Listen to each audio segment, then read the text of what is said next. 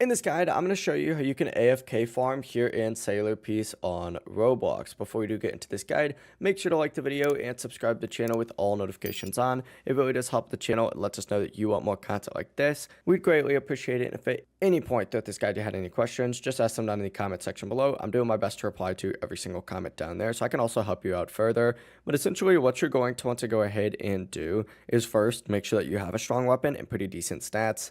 Upgraded gear also makes AFK farming a lot easier, so if you can enchant stuff, make sure you do that. But go to a good farming island with enemies that you can handle easily. I'm using Shibuya Station just as an example since I was just here making some other videos, but you can really use any item or island with NPCs that you could farm. I recommend anything with a higher level because obviously you'll level up faster and in turn you can increase your stats even more. But from here, what you need to go ahead and do is just pull out your weapon and then go ahead and increase this little page. It looks something like this.